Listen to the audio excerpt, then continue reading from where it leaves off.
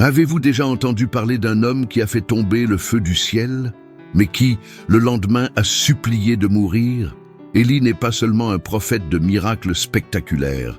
Derrière cet homme qui a défié les rois et affronté les faux dieux se cache une âme profondément marquée par la solitude, la peur et un poids spirituel que peu auraient le courage de porter. L'histoire que vous allez entendre n'est pas celle communément prêchée en chair. C'est la vérité crue et intense cachée entre les lignes de la Bible, une histoire que la plupart des églises n'ont jamais racontée. Élie n'a pas commencé son voyage en héros. Il est apparu sans généalogie, sans antécédent. C'était comme s'il avait été arraché de nulle part et jeté au cœur de la plus grande crise spirituelle d'Israël. Alors que le peuple se prosternait devant les idoles et que les prophètes étaient persécutés, Dieu a suscité un homme invisible et l'a envoyé directement affronter un roi. Mais ce dont personne ne parle, c'est que le prix à payer pour être élu peut être insupportable. Imaginez porter une vocation si grande que même votre propre vie semble trop petite pour être supportée. Peut-être vous reconnaissez-vous. Peut-être vous aussi vous êtes-vous senti appelé par Dieu, mais en même temps, vous avez eu envie d'abandonner. Élie a vécu cela. Et plus d'une fois, il a expérimenté la puissance surnaturelle de Dieu, mais aussi le silence qui punit l'âme. Et avant de monter au ciel dans un tourbillon, il a traversé des déserts, des grottes et des nuits de pleurs où sa seule compagnie était sa propre peur. Ce n'est pas une histoire de gloire rapide. Il s'agit de processus secrets, de souffrances indicibles et de promesses qui semblent attendues depuis longtemps. Il s'agit de la façon dont Dieu œuvre en coulisses avec ceux que le monde ignore. Et maintenant que vous savez qu'Élie n'était pas un surhomme, êtes-vous prêt à découvrir d'où il venait vraiment et ce qui a fait de lui le prophète, le plus redouté de sa génération? Si cette introduction a touché quelque chose en vous, si, à un moment de votre vie, vous aussi avez senti une vocation, mais étiez trop fatigué pour continuer, alors vous n'êtes pas ici par hasard. Les histoires comme celle d'Élie ne sont pas que des récits anciens, elles sont le reflet de notre cheminement avec Dieu. Et chaque fois que cette vérité atteint quelqu'un, c'est comme si le feu retombait sur l'autel d'un cœur éteint. Alors, si cette vidéo a déjà commencé à vous intéresser, laissez un j'aime dès maintenant. Cela montre à l'algorithme et à moi-même que ce contenu doit continuer à toucher ceux qui sont sur le point d'abandonner. Et commentez ci-dessous. Je l'ai déjà ressenti. Si vous avez déjà vécu une phase comme celle d'Élie, de fatigue, de fuite, de silence, mais toujours avec la foi. Et si vous êtes nouveau ici, abonnez-vous à notre chaîne dès maintenant. Chaque semaine, nous dévoilons des récits bibliques oubliés qui recèlent des vérités qui changent la vie aujourd'hui. Ensemble, nous bâtissons une communauté de personnes qui ne veulent plus seulement entendre l'essentiel, mais qui souhaitent approfondir ce que la Bible a caché pendant des siècles.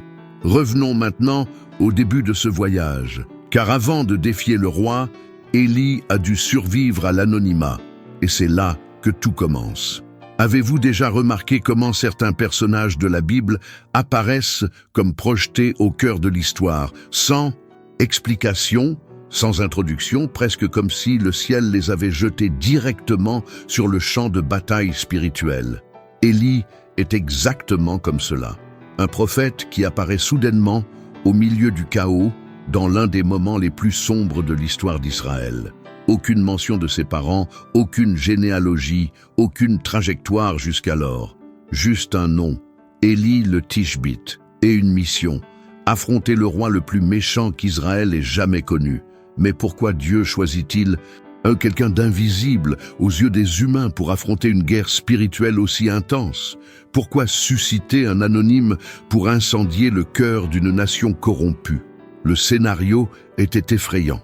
Achab régnait sur Israël aux côtés de Jézabel, une reine païenne qui apportait avec elle l'idolâtrie, la persécution des prophètes et un renversement complet des valeurs spirituelles.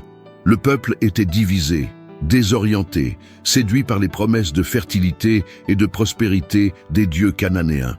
Les autels de Dieu avaient été détruits, les prophètes étaient traqués comme des criminels, et le nom du Seigneur était méprisé. C'était une époque où la foi semblait être une relique oubliée. Et c'est précisément dans ce scénario qu'Élie apparut. Non pas comme un personnage acclamé, mais comme une pierre jetée contre un système corrompu. Imaginez maintenant la pression. Un homme seul, sans lignée, sans soutien humain, recevant un ordre direct de Dieu. Aller trouver le roi et lui annoncer qu'il n'y aurait plus de pluie ni de rosée jusqu'à ce qu'il donne sa parole. Avez-vous une idée du poids d'une sentence qui affecte toute une nation? Élie savait que cette parole décréterait la sécheresse, la famine, la révolte, et pourtant, il obéit. Pas de projecteur, pas de disciples, aucune garantie de sécurité. Juste la foi, juste la foi. Et c'est là que quelque chose de profond commence à se révéler. Dieu ne choisit pas les capables. Il rend capables ceux qu'il a choisis tout au long de son chemin. Et parfois, ce chemin traverse des zones d'extrême vulnérabilité. Élie se présente comme le porte-parole d'un jugement divin, mais intérieurement, il porte aussi peur, tension, doute. Il n'était pas un robot spirituel, programmé uniquement pour obéir. Il était chair, âme, émotion. Et c'est ce qui rend son histoire si réelle, si proche de nous. Car qui n'a jamais été appelé à quelque chose qui semble trop grand pour être porté? Élie fait face au trône d'Achab et proclame la parole prophétique avec une autorité qui ne vient pas de la force humaine, mais de la conviction de celui qui marche avec Dieu. Mais ce qui se passe immédiatement après est inattendu. Il n'y a ni applaudissements, ni reconnaissance. Élie ne devient pas le célèbre prophète. Il disparaît. Dieu l'envoie en isolement. Une cachette près de la vallée du Kérit, seul, caché, nourri par les corbeaux. Oui, des corbeaux.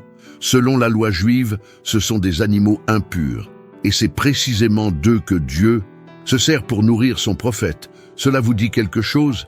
Dieu peut utiliser l'improbable pour nourrir son élu. Parfois, la nourriture vient de là où on l'attend le moins. Et qui plus est, parfois, l'endroit le plus sûr au monde est celui où personne ne peut vous trouver, sauf Dieu. Et dans cette cachette, dans le silence des eaux et le bruit des ailes sombres qui apportaient pain et viande, Élie commence à être façonné par Dieu. Car avant de faire tomber le feu du ciel, il lui faudrait apprendre à survivre sans lumière, sans applaudissements, sans public. Il y a une pédagogie divine dans cet isolement. Élie n'a pas été oublié, il a été mis à part, et cela change tout.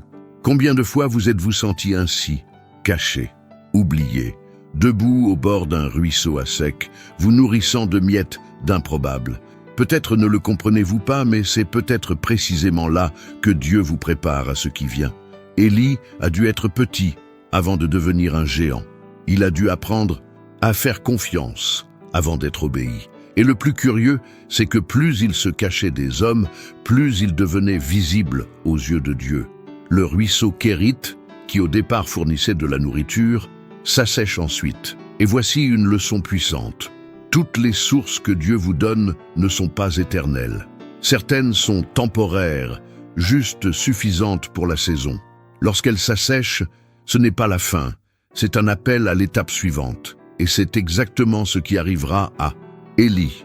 L'histoire ne fait que commencer. Élie n'est pas né dans un palais. Il n'a pas grandi entouré d'enseignants, de parchemins sacrés, ni de bénédictions sacerdotales. On ne trouve pas un seul mot sur son enfance, ses parents ou son éducation. Tout ce que nous savons, c'est qu'il était originaire de Tisbé, un village oublié du territoire montagneux de Galaad, une région marginalisée et rustique, habitée par des hommes simples et travailleurs, dont beaucoup étaient considérés comme impurs par l'élite religieuse de l'époque. C'était un lieu de poussière, de silence et de survie, et c'est précisément de là que Dieu a choisi de prendre le prophète qui viendrait ébranler roi et royaume. Élie était un homme ordinaire, et cela seul va à l'encontre de ce que l'on nous a enseigné sur l'utilisation que Dieu fait de lui.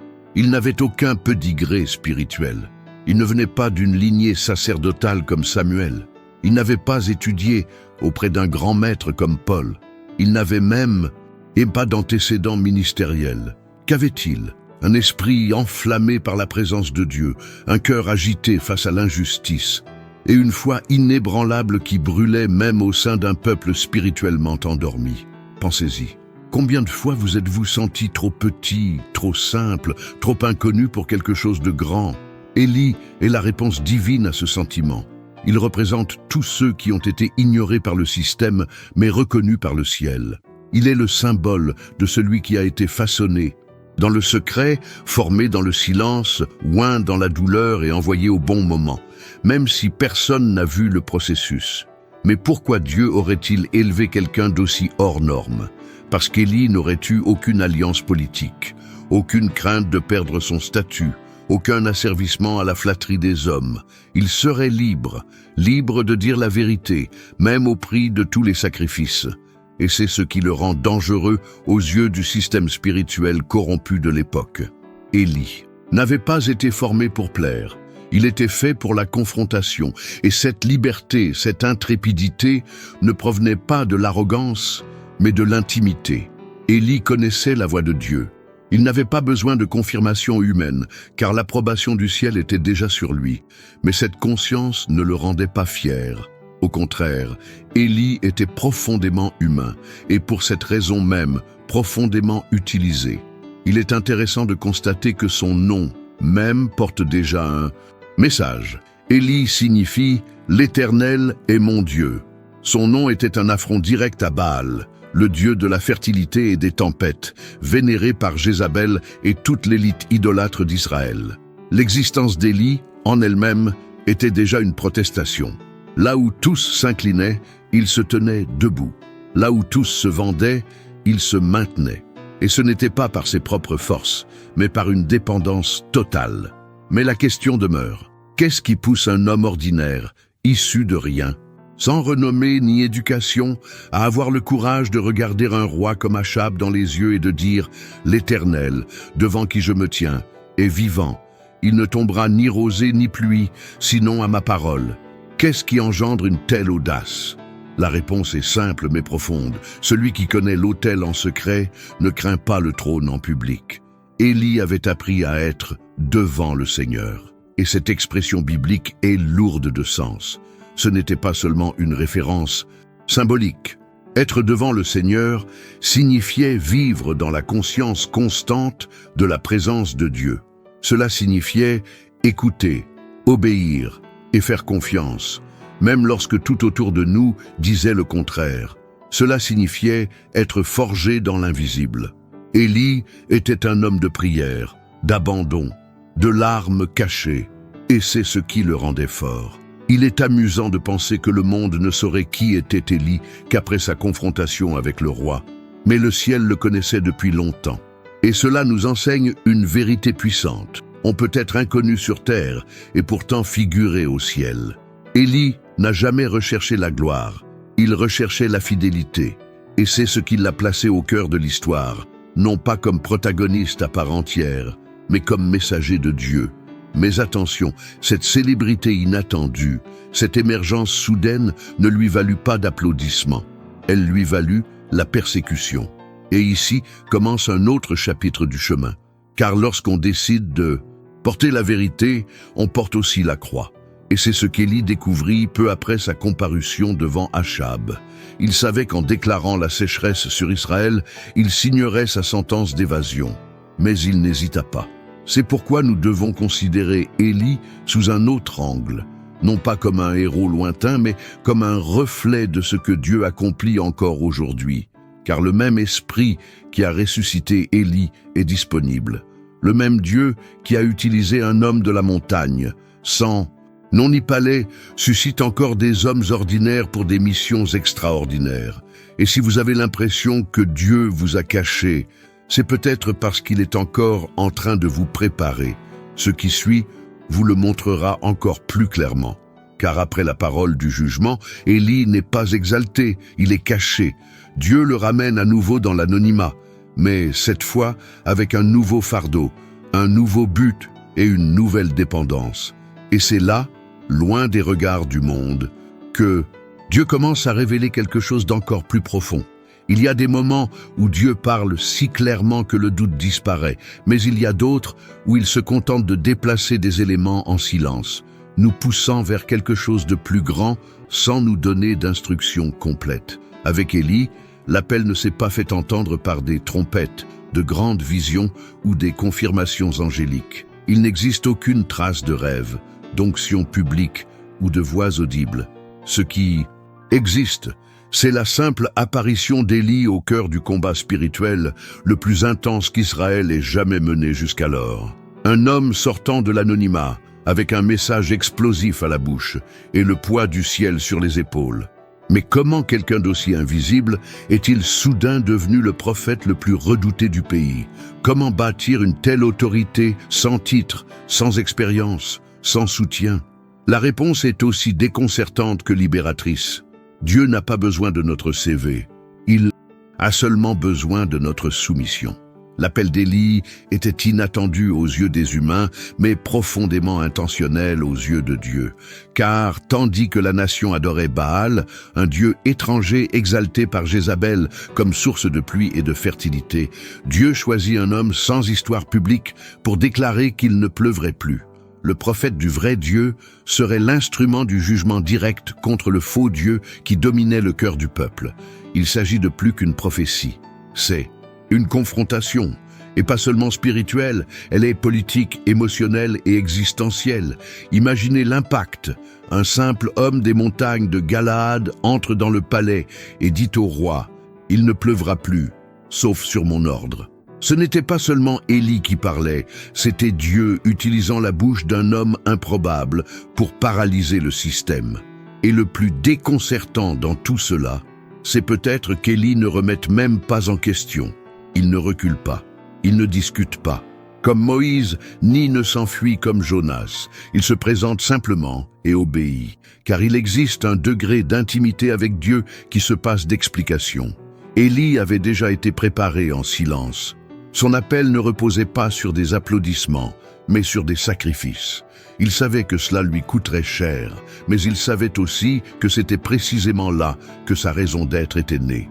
Combien de fois vous êtes-vous senti appelé à accomplir quelque chose qui semblait au-dessus de vos capacités? Combien de fois avez-vous regardé en vous-même et n'avez vu que des faiblesses, des limites, des insécurités, et pourtant quelque chose vous a dit « c'est toi ». C'est le genre de sentiment qu'éprouve Élie. Il n'est ni le plus fort, ni le mieux préparé, ni le plus capable, mais il est le plus disponible, et c'est ce que Dieu recherche, la disponibilité, et non la perfection. Ce qui est étonnant, c'est que l'appel d'Élie ne commence pas par le pouvoir, mais par la perte. Car en obéissant, il sait qu'il ne récoltera pas la reconnaissance, mais le rejet. Il sait que le peuple, assoiffé de pluie, le verra comme un ennemi. Et pourtant, il parle. Car lorsque Dieu vous donne une parole, elle n'est pas accompagnée de la garantie d'être applaudie, mais de la certitude que le ciel sera avec vous, même lorsque la terre vous tournera le dos. Et cette obéissance radicale ne surgit pas de nulle part. Elle naît d'une relation réelle avec Dieu. Élie vivait devant le Seigneur. Cette expression est simple, mais elle a une portée spirituelle immense. Vivre devant Dieu, c'est marcher en étant conscient de sa présence. C'est être confronté, façonné et purifié chaque jour. C'est prier plus que s'exprimer, écouter plus que se montrer. C'est être travaillé en secret pour pouvoir, le moment venu, parler avec autorité. Et ce moment est arrivé. En prononçant la parole de jugement, Élie inaugure non seulement une crise climatique en Israël, mais une guerre spirituelle qui impliquera rois, multitudes, prophètes et même le ciel. Il déclenche une confrontation qui culminera avec l'incendie du mont Carmel. Mais tout a commencé par une seule phrase. Une seule, prononcée au bon moment, avec courage, au bon endroit. Avez-vous déjà remarqué que les grands appels de la Bible commencent rarement là où on le voit? Moïse a été appelé dans le désert, gardant des moutons. Gédéon a été appelé au milieu d'un pressoir, caché. David a été oint dans les champs, méprisé même par son père. Et Élie a été appelé au milieu du silence, loin des projecteurs, à une époque où la vraie foi était devenue rare. C'est comme si Dieu avait un modèle. Il appelle ceux que personne ne voit, pour faire ce que personne n'imagine. Et cet appel, bien que silencieux, était radical. Élie n'avait pas reçu une mission facile. Il devait être la voix du jugement, le signal de la sécheresse, le début de la fin de l'idolâtrie. Un rôle ingrat, lourd et solitaire. Mais il l'accepta. Et cette acceptation est l'une des marques les plus profondes de celui qui est véritablement appelé, la volonté d'obéir, même lorsque le chemin mène droit au désert. Car c'est ce qui s'est passé. Dès qu'Élie a donné l'ordre au roi, Dieu lui a dit de fuir. Il n'y a pas de célébration, pas de reconnaissance, juste un ordre. Va te cacher près du torrent de Kérit. Celui qui a affronté le trône doit maintenant se cacher. Et le plus incroyable, Élie ne remet pas en question. Il y va, il obéit, parce qu'il comprend que l'appel n'est pas une question de statut, mais de soumission. Et c'est dans ce mouvement, de l'audace publique à la dissimulation, que la véritable grandeur d'Élie commence à se révéler. L'homme qui a résisté au roi est maintenant celui qui apprend à dépendre des corbeaux. Le prophète du jugement est maintenant celui qui se nourrit en silence. Et la glorieuse vocation est désormais aussi un chemin de solitude, d'épreuve et d'apprentissage. Car ceux qui ont été choisis par Dieu doivent d'abord être brisés par lui. Élie est sur le point d'entrer dans le plus grand processus spirituel de sa vie. Et ce qui se passera dans le désert, entre la faim, la peur et la foi, est ce qui le préparera véritablement au feu qui viendra plus tard. L'appel a été lancé, la parole a été donnée, la confrontation avec le roi a eu lieu. Et maintenant, silence. Dieu n'envoie pas Élie au temple. Il ne le conduit pas vers une foule repentante, il le conduit à l'isolement. Va te cacher près du torrent de Kérit. Ce commandement, simple à première vue, a une portée spirituelle considérable, car en pratique, Dieu dit « Tu as obéi, maintenant prépare-toi ». Le processus va commencer. Élie descend du palais au désert, de la confrontation directe avec la royauté au bord d'un ruisseau, seul, sans public, sans projecteur, sans personne pour entendre ses prières. C'est là qu'il commence son véritable cheminement avec Dieu. Et ce qui commence à se produire en lui, dans cette cachette, est peut-être le moment le plus douloureux et en même temps le plus nécessaire de son voyage. Au ruisseau de Kérit, Élie affronte son plus grand ennemi, lui-même. Il n'y a pas de voix extérieure, seulement le bruit de l'eau courante, le cri des corbeaux et le poids d'une parole qui résonne encore dans sa poitrine. Il ignore ce qui l'attend. Il ignore combien de temps il restera là. Il ignore si Jézabel a déjà mis sa tête à prix. Il sait seulement qu'il a obéi. Et maintenant, il est seul. Et c'est dans cette solitude que beaucoup abandonnent. Mais Élie demeure. Pouvez-vous imaginer ce qui se passe en quelqu'un qui vient de prononcer une sentence contre une nation entière et qui doit maintenant compter sur Dieu pour le soutenir surnaturellement? La Bible dit que les corbeaux apportaient du pain et de la viande, matin et soir. Rien de plus. Pas de festin, pas de nourriture, pas de réconfort. Juste le nécessaire. Et cela nous enseigne quelque chose de profond. Dieu ne vous donnera pas toujours l'abondance au début de votre voyage, mais il vous fournira toujours suffisamment. Et c'est ici que commence le conflit intérieur d'Élie. C'est un homme de foi, certes, mais c'est aussi un homme qui ressent, qui souffre, qui doute. La grandeur de sa vocation contraste désormais avec l'humilité de sa cachette. Le prophète, porteur d'une parole de jugement, dépend désormais d'oiseaux impurs pour ne pas mourir de faim. Dieu soigne non seulement son corps, mais aussi son âme. Élie est déconstruit. Combien de fois Dieu vous a-t-il caché alors que vous pensiez qu'il était temps de se manifester? Combien de fois avez-vous obéi, parlé, pris position, et au lieu de reconnaissance est venu le silence? Peut-être êtes-vous dans le même cas en ce moment. Peut-être vivez-vous par petites portions quotidiennes, sans comprendre pourquoi vous êtes caché après avoir tout fait correctement. Mais laissez-moi vous dire, Dieu ne cache pas ce qu'il veut oublier, il cache ce qu'il veut. On préparer. Élie se prépare. Chaque matin, en voyant les corbeaux lui apporter du pain, il se rappelle qu'il est toujours sous alliance, que même au milieu du désert, Dieu ne l'a pas abandonné, que même sans savoir quelle sera sa prochaine étape, Il est exactement là où il est censé être, et c'est là la foi à l'état pur, tenir bon malgré l'absence de signes visibles de progrès, croire même quand tout autour de soi semble stagnant. Mais le conflit continue, car le ruisseau commence à tarir. Ce petit ruisseau qui vous nourrissait se transforme en boue. Chaque jour, le bruit du ruisseau s'affaiblit, l'eau disparaît, et avec elle, l'angoisse. Que se passe-t-il lorsque même le peu que Dieu vous a donné commence à disparaître? Que faire lorsque la source dont vous dépendiez commence à vous manquer? Élie ne murmure pas, il ne pose pas de questions, il observe, il attend, il écoute. Car ceux qui sont appelés à de grandes batailles doivent traverser de grandes sécheresses. Et Dieu, lui, montre et nous montre que toutes les sécheresses ne sont pas des châtiments. Certaines sont un appel à un niveau de confiance supérieur, un appel à sortir de la dépendance au visible pour entrer dans l'invisible, un appel à faire confiance non pas à la provision, mais à celui qui pourvoit. L'âme d'Élie est écrasée, et peut-être, sans s'en rendre compte, commence-t-il à comprendre que l'appel n'est pas un piédestal, mais une croix, qu'être prophète n'est pas synonyme de gloire, mais d'abandon, que l'obéissance peut signifier marcher sans réponse, et que Dieu vous pousse parfois à bout, non pas pour vous détruire, mais pour vous révéler. À cet instant, le cœur d'Élie est un champ de bataille silencieux.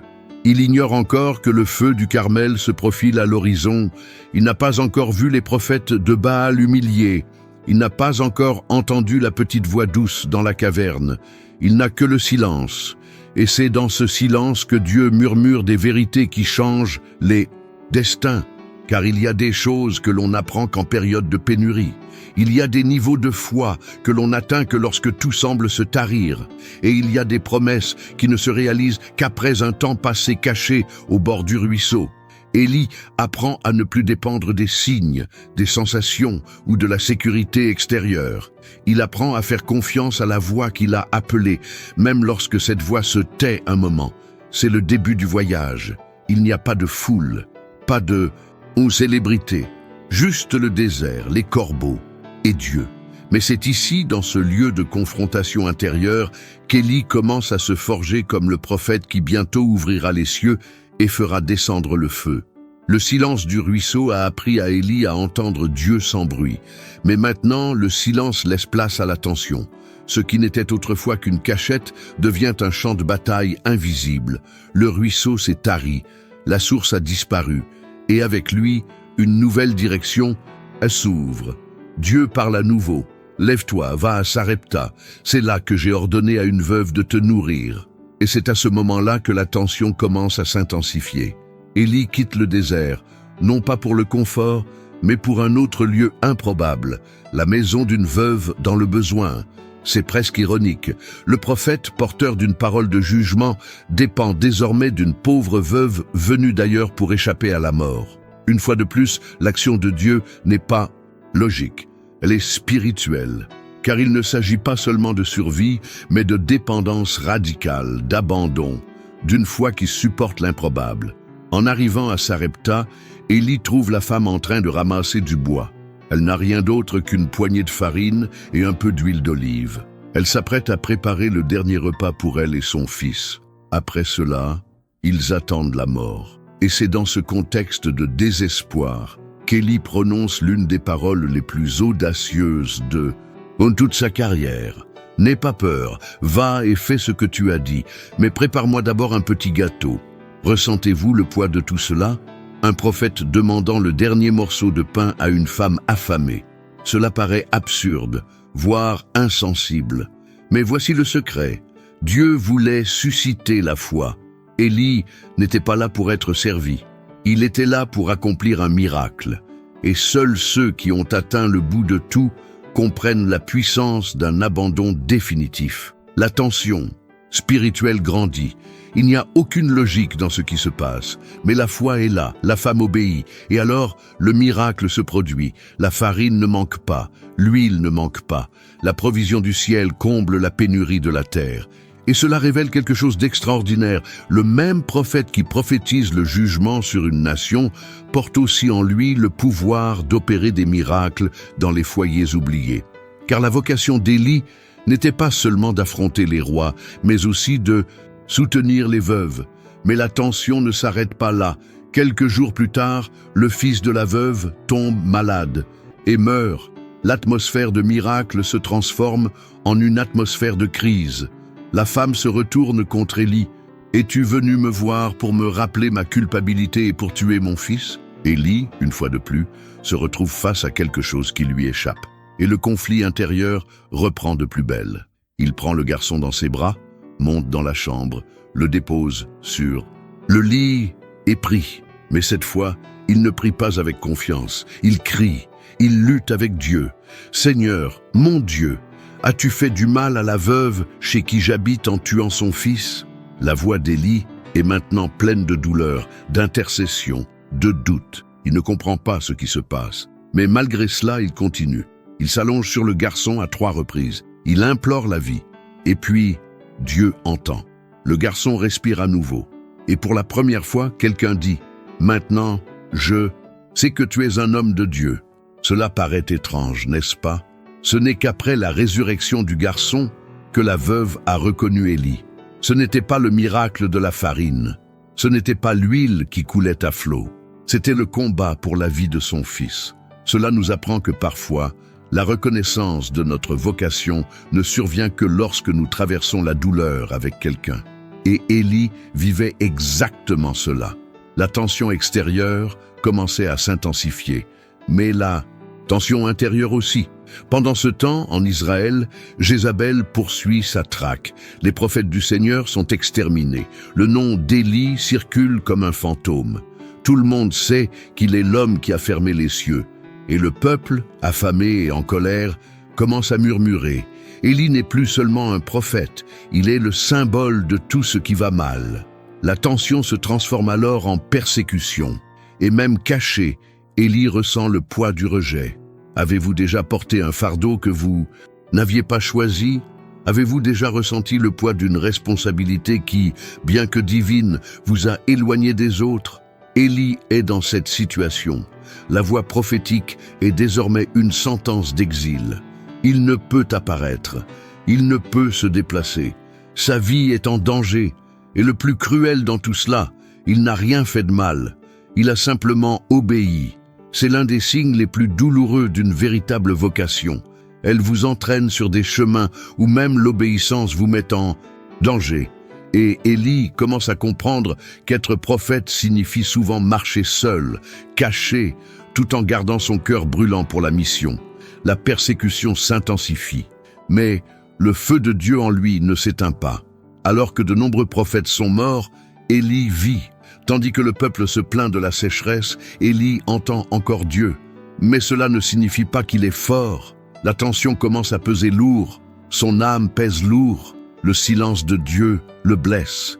Et la peur, peu à peu, s'infiltre dans le cœur du prophète. Car même s'il a vu de nombreux miracles, il est toujours un homme, de chair, d'émotion, de fatigue, et Dieu le sait. C'est pourquoi il ne le laisse pas là où il est. Il l'appelle à un nouveau combat, car la sécheresse dure depuis des années, et le temps de l'affrontement final approche. Le mont Carmel approche. Les prophètes de Baal l'attendent.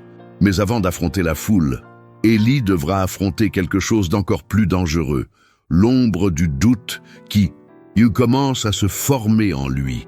Le temps passa. La sécheresse consuma les récoltes, crevassa la terre et plongea le peuple dans le désespoir. 3 ans et demi sans pluie. Le ciel, qui avait autrefois abondamment arrosé Israël, n'était plus qu'un manteau de bronze. Mais ce n'était pas le temps qui les inquiétait le plus, c'était le silence de Dieu. Le peuple était partagé entre les anciens souvenirs de la foi et la séduction du culte de Baal. Jézabel, implacable, avait éliminé presque tous les prophètes du Seigneur. Un seul nom subsistait qui faisait trembler même le palais, Élie. Dieu rompt le silence. « Va, montre-toi à Achab, car je ferai pleuvoir sur le pays. » L'heure de la confrontation était arrivée. Mais Dieu ne voulait pas simplement faire couler l'eau du ciel. Il voulait raviver l'autel du cœur d'un peuple perdu.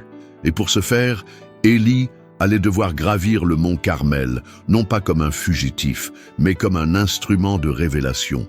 Ce qui allait se produire n'était pas seulement un miracle, c'était une révélation, un dévoilement, un moment décisif. Le Carmel était plus qu'une montagne, c'était un champ de bataille spirituel. D'un côté, 450 prophètes de Baal. De l'autre, Élie, seul.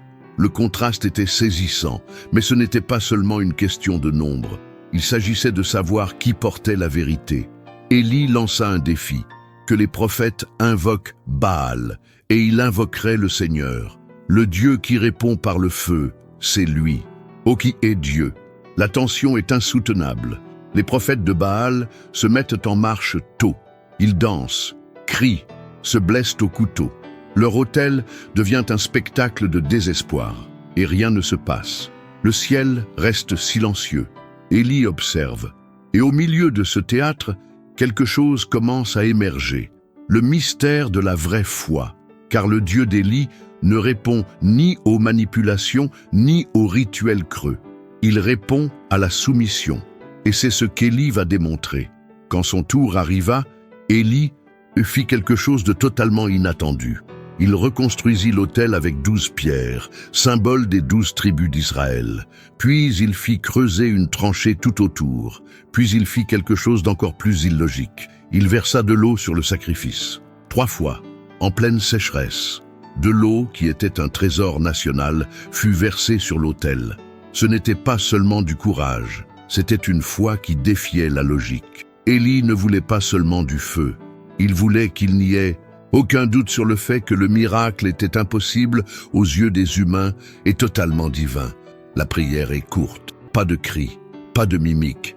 Réponds-moi, Seigneur, réponds-moi, afin que ce peuple sache que toi, Seigneur, tu es Dieu. Et puis, le feu tombe. Non seulement sur le sacrifice, mais il consume aussi l'eau, le bois, les pierres et même la poussière. Le peuple tombe face contre terre. Le nom du Seigneur retentit comme le tonnerre. Seul le Seigneur est Dieu. Mais ce qui semble être le point culminant de l'histoire cache encore un mystère plus grand, car ce qu'Élie révèle sur cet autel va bien au-delà d'un miracle public. Il révèle que la véritable guerre n'a jamais opposé les prophètes de Baal à lui. Elle opposait un cœur divisé à un Dieu jaloux. La nation avait oublié l'alliance. Elle avait troqué sa présence contre des rituels. Et Dieu, par le feu, reconquiert un peuple. Mais même après l'incendie, la guerre ne prit pas fin. La révélation de la puissance divine ne fit pas taire Jézabel. Elle ne convertit pas Achab. Et c'est dans ce contraste que réside le mystère. Pourquoi, même en voyant les cieux ouverts, certains cœurs restent-ils fermés? Élie s'attendait à une transformation. Il s'attendait à ce que le miracle brise le système. Mais la réalité est plus dure. La menace de Jézabel survient immédiatement. Demain, à cette heure-ci, je traiterai ta vie comme tu as traité les prophètes de Baal. Élie, l'homme de feu, ressent alors le poids de la peur. Il s'enfuit. Il s'enfuit à nouveau. Non pas parce qu'il ne croit pas en Dieu, mais parce qu'au fond, il s'attendait à une fin différente. Il s'attendait à ce que le miracle résolve tout. Et cela ne s'est pas produit. Et voici la révélation la plus douloureuse. Parfois, même un miracle ne peut changer le cours des choses. Parfois, même après l'incendie, l'ennemi hurle encore, et l'âme saigne encore. Élie pensait que la victoire du Carmel apporterait la paix, mais elle n'apporta qu'un redoublement de persécution. Et c'est pourquoi il se fatigue, car le combat spirituel ne s'arrête pas aux applaudissements. Il se poursuit en silence. Élie entre dans le désert. Il marche toute une journée. Il s'assoit sous un genévrier et il prie de mourir. Cela suffit, Seigneur. Prends-moi la vie. C'est le moment le plus mystérieux de la trajectoire de cet homme qui fut le vecteur de l'un des plus grands miracles de l'histoire. Il n'affronte pas des armées. Il affronte lui-même. Là, une pression. Les attentes déçues, la solitude, l'épuisement, mais même alors, quelque chose d'étonnant se produit. Dieu ne le réprimande pas, Dieu ne l'accuse pas, Dieu le nourrit. Un ange apparaît, touche Élie et dit « Lève-toi et mange, car le chemin est trop long pour toi. » C'est alors que nous réalisons, même quand on pense avoir terminé, Dieu a déjà préparé la prochaine étape. Une révélation inattendue n'est pas seulement un feu tombant du ciel, c'est une attention venue du ciel, invisible, à tous. C'est du pain et de l'eau au milieu du désert. C'est le contact de Dieu sur un homme épuisé.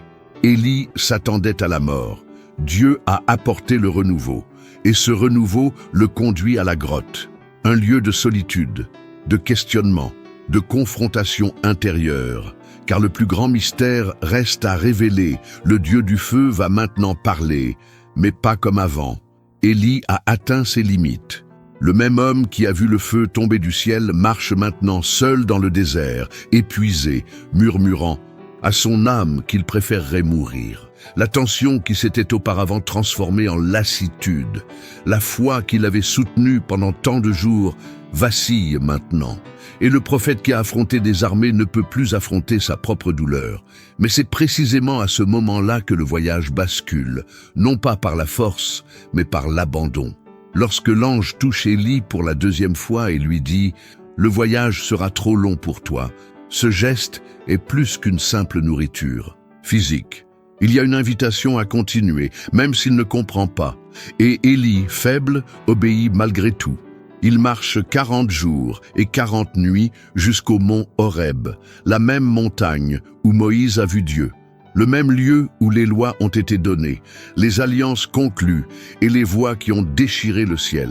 C'est maintenant Élie qui monte, mais il monte blessé. À son arrivée, il se cache dans une grotte.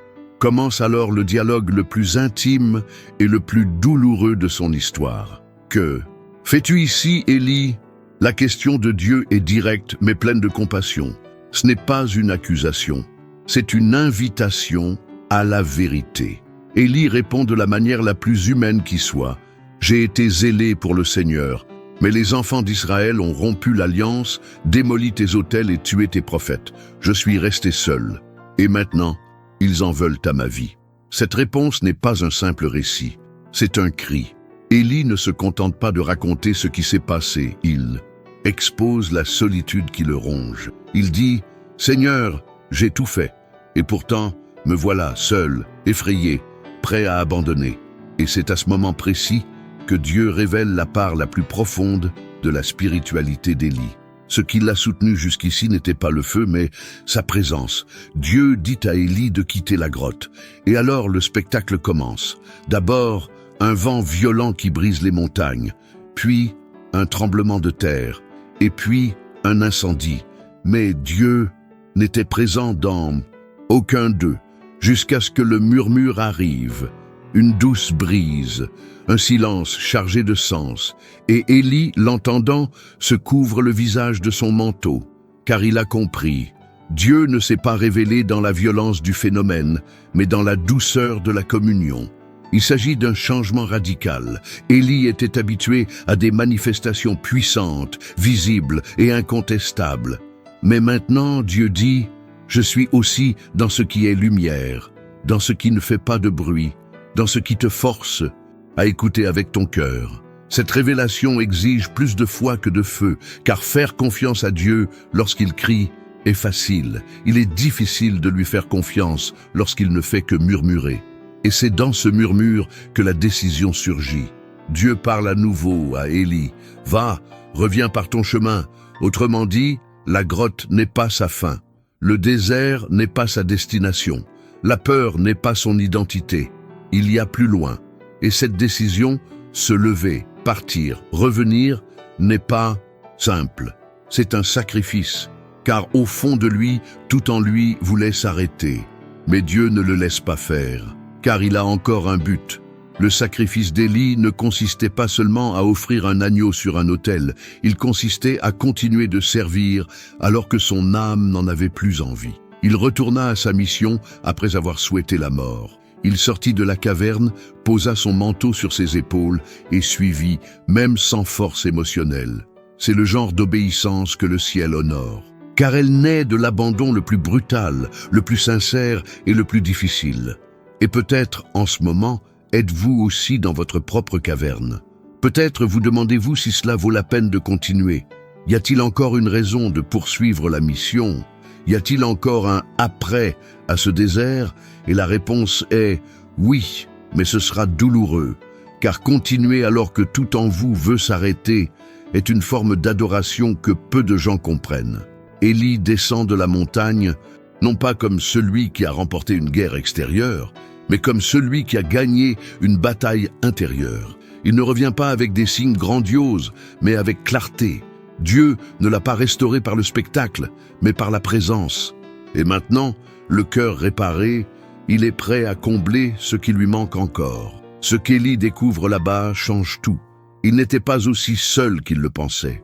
Dieu lui révèle: « J'ai laissé 7000 hommes en Israël, tous ceux qui n'ont pas fléchi les genoux devant Baal. » Autrement dit, tu n'es pas le seul. Il y en a d'autres, silencieux, invisibles, mais fidèles. Et cela brise quelque chose en lui, l'illusion d'être le dernier, le seul, l'abandonné.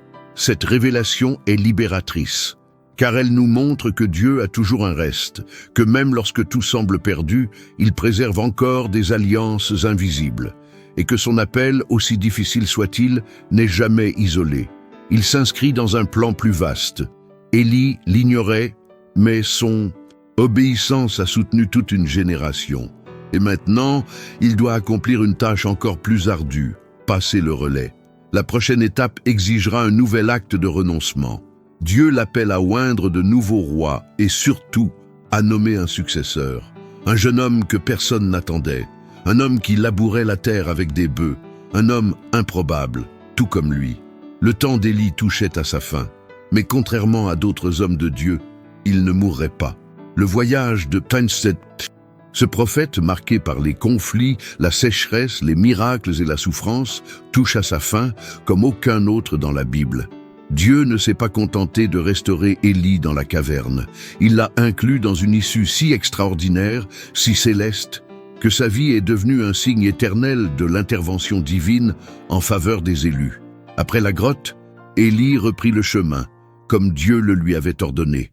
C'est sur ce chemin de retour qu'il rencontra Élisée, un homme simple, un cultivateur, qui labourait avec 12 paires de bœufs.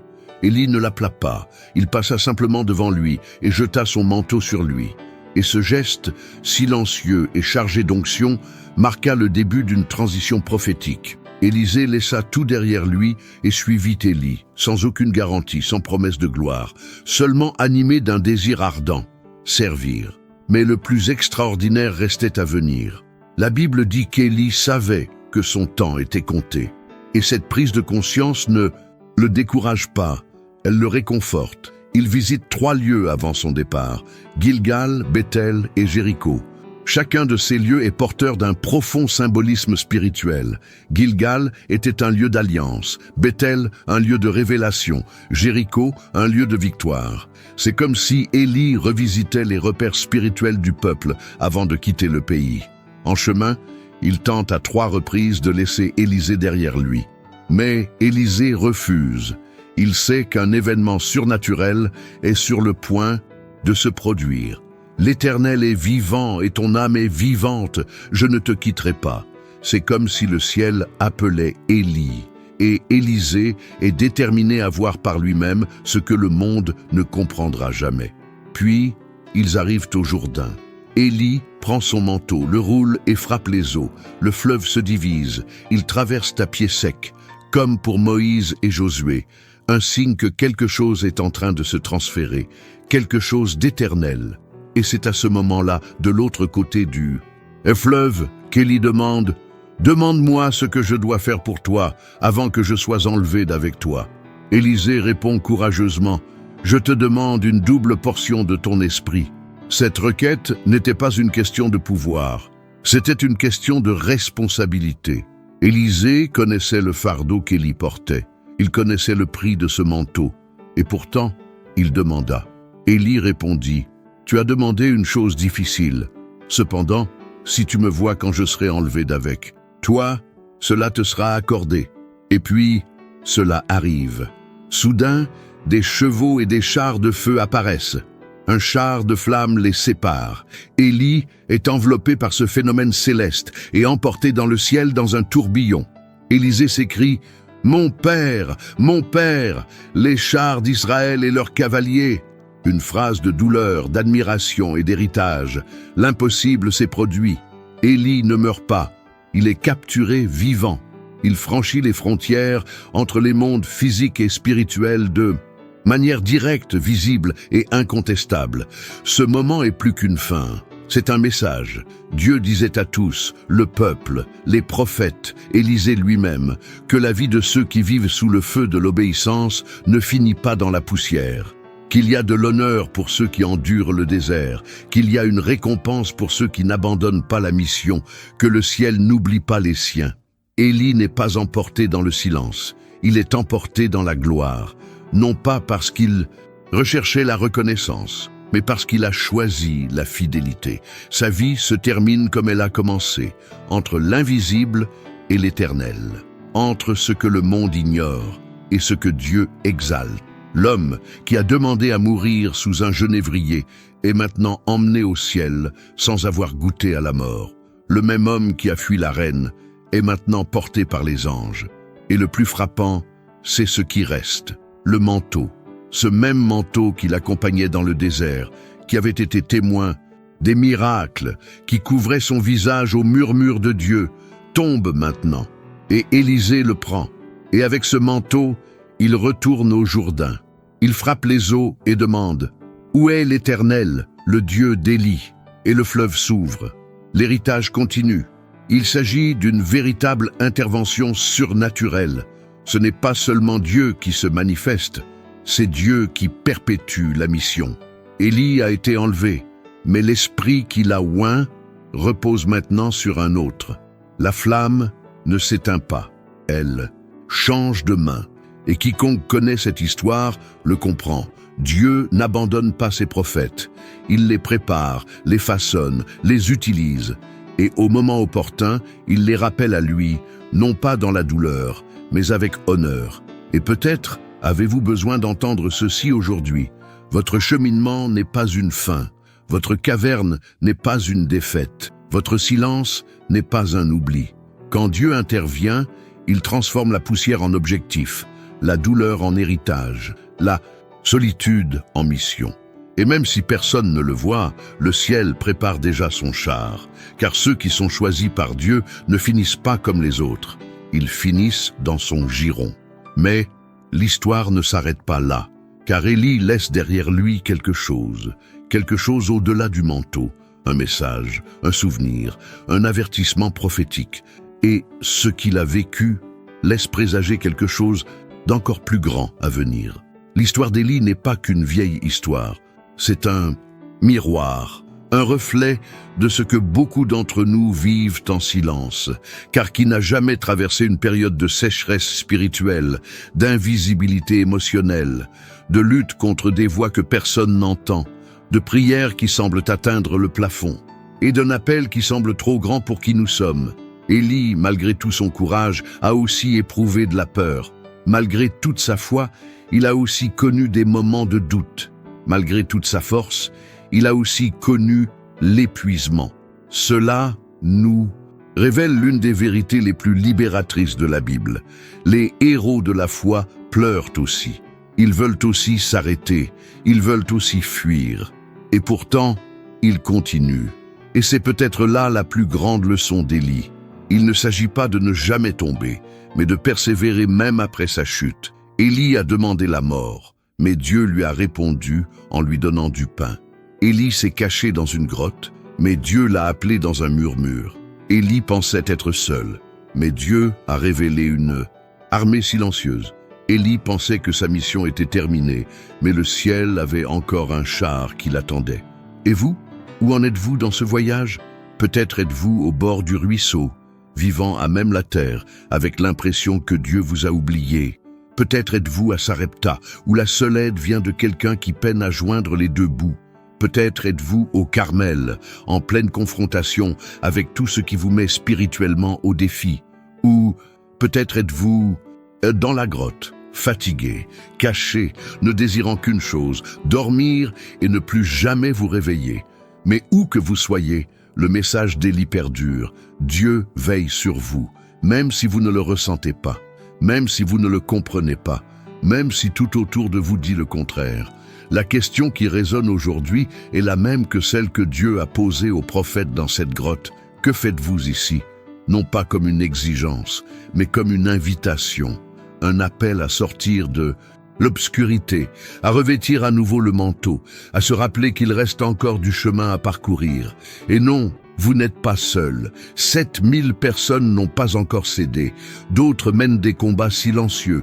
D'autres ont l'impression que personne ne les voit. D'autres, comme vous, ont été appelés, mais ne comprennent pas le processus. C'est pourquoi partager votre douleur, votre foi et votre cheminement est si important. Car votre témoignage peut être le murmure de Dieu dans la caverne de quelqu'un. L'héritage d'Élie n'était pas seulement le feu, c'était la persévérance, c'était « je suis toujours là », même après tout ce qui s'est passé. C'était la décision de persévérer, même quand tout en lui criait d'arrêter. Et si vous êtes arrivé jusqu'ici dans cette vidéo, peut-être que Dieu vous murmure ceci. Ce n'est pas fini. Il y a encore un chemin. Il y a encore une mission. Il n'est pas nécessaire d'être fort pour être utilisé. Il faut être disponible. Élie n'a pas été enlevé au ciel parce qu'il n'est jamais tombé. Il a été enlevé parce que même lorsqu'il est tombé, il a continué à entendre la voix de Dieu. Même épuisé, il a dit oui. Même frustré, il a continué à croire. Et c'est ce que le ciel honore. Ce n'est pas la performance. C'est la persévérance. Et peut-être qu'aujourd'hui est le jour pour toi de déclarer « Seigneur, je suis toujours là, dans la douleur, la fatigue, les larmes, mais là, toujours prêt à entendre le murmure, toujours avec la force de sortir de la grotte, toujours avec la foi de toucher le manteau et de suivre, car peu importe ce que les autres voient, le ciel t'a déjà vu, il t'a déjà marqué, il connaît déjà ton nom, et en temps voulu, le même Dieu qui t'a soutenu dans le désert t'exaltera aussi par l'honneur, peut-être pas par le feu, peut-être pas par un char, mais par sa présence, et cela suffit. Et si tout cela vous a touché, si un élément de cette histoire vous a révélé, réconforté ou fortifié, c'est que le Saint-Esprit parle. Et la meilleure façon de répondre à cette voix est de faire une déclaration de foi, avec des mots qui ne sortent pas simplement de votre bouche, mais qui jaillissent de votre âme. Le voyage d'Élie ne s'achève pas par un adieu ordinaire. Il s'achève par l'ouverture des cieux, avec le feu, le vent et la gloire, et par la chute d'un manteau, comme si Dieu disait « la mission continue ». Car avec Dieu, rien ne s'arrête en silence, tout se transforme. Ce qui est usé aujourd'hui peut laisser un héritage demain. Ce qui semble être la fin aujourd'hui n'est que le début d'un nouveau cycle. Et c'est peut-être là le message le plus puissant de toute cette histoire. Le ciel ne se ferme pas une fois la mission terminée. Il se mobilise pour susciter ceux qui continueront. Élie n'est pas monté au ciel parce qu'il était parfait, mais parce qu'il a persévéré jusqu'au bout. Il est devenu le pont entre les générations, le symbole de ce qui est possible lorsqu'on dit oui, même fatigué, seul, même effrayé. Et maintenant, ce qui définira votre histoire, ce n'est pas votre vie jusqu'à présent, mais ce que vous ferez désormais. Car si Élie vous représente, alors la prochaine étape vous appartient. C'est vous qui décidez si vous finirez dans la grotte ou si vous écouterez le murmure, si vous vivrez à vous plaindre de la sécheresse ou si vous reconstruirez l'autel. Si cette histoire vous a parlé, si à un moment donné de la vidéo, vous avez eu l'impression d'être dans une grotte, dans un désert ou sous un genévrier, alors ne l'ignorez pas. Dieu vous appelle. Et si vous êtes arrivé jusqu'ici, c'est parce que le Saint-Esprit agit en vous. Ce n'est pas une simple vidéo, c'est une touche divine, une convocation spirituelle. Alors maintenant, abonnez-vous à la chaîne, n'attendez plus. Ici, chaque vidéo est une nouvelle flamme, une chance de raviver ce que le temps et la douleur ont tenté d'éteindre. Et si ce message vous a touché, commentaire ci-dessous, « Je suis sorti de la grotte ». Écrivez avec foi, comme pour déclarer « Je ne m'arrête pas, Dieu a encore quelque chose avec moi ». Laissez votre like maintenant. Ce n'est pas juste un bouton. C'est un signe que cette parole doit atteindre davantage de vies comme la vôtre. d'autres Élie cachés mais porteurs d'une vocation. Et maintenant, regardez la vidéo suivante qui apparaît ici sur l'écran Il et la continuation de ce voyage. Une autre histoire vraie, profonde et révélatrice, avec une onction qui vous touchera autant, sinon plus, que celle-ci. Cliquez maintenant et continuez avec nous. Dieu parle encore.